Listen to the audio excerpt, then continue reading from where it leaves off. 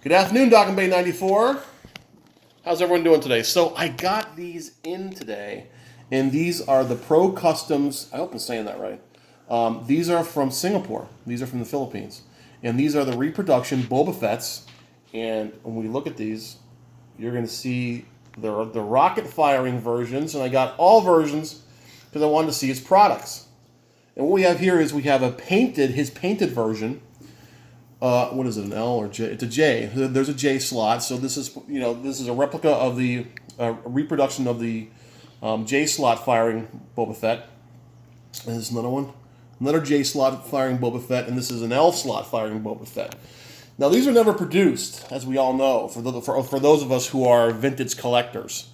So how did this individual do it?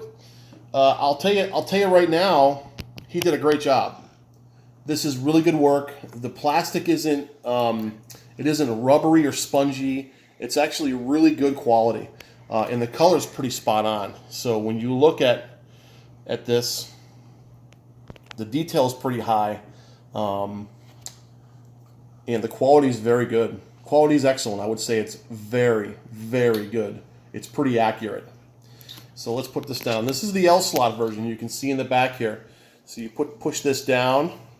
And then you can take a rocket and put the rocket in and make it as that version, and it actually fires. Boom! As my son grabs the rocket. Thank you. Not bad. Not bad at all. I'm actually pretty impressed. For those of you who actually want a rocket firing Boba Fett, the two unpainted were, I want to say they were $35 each, which I think is pretty good deal. This full colored one, this is stock painted, by the way, so this is not like a cheap version of painting. I think this is what the same version what Kenner would do in their original line, and it looks really, really good.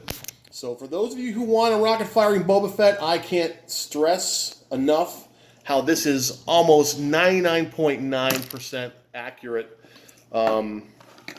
of an action figure to the rocket firing Boba Fett.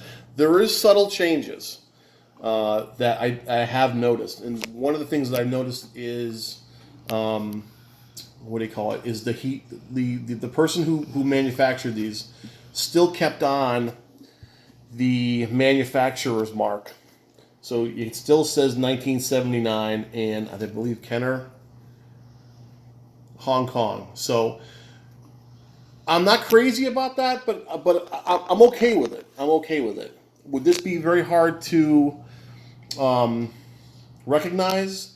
It may be. It might be. So here's his blaster. It's not the medium blue color blaster. It's a black blaster, and you can tell it's definitely a reproduction. But it holds up nice to how the original did, and I'm kind of really impressed. So tell me what you guys think. It's Friday, so let's have this for the question of the weekend. What do you think about the reproductions? I personally like them. Again, I've been collecting for a long time now, so I know the difference between a reproduction and an original Boba Fett. But for those who actually wanted a real, genuine, as close as you can possibly get Boba Fett, that's the guy. That's what you want. So, Procustoms, you did a great job. I can't say anything bad about this. This is a beautiful figure. It, all the articulate, the 5 POA works wonderfully, and it's nice and tight. It's not loose. It's not cheap. Very well done job.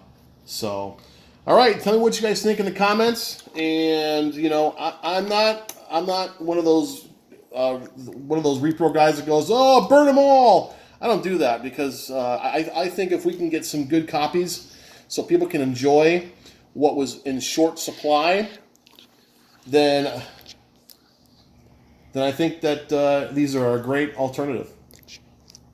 And kill it.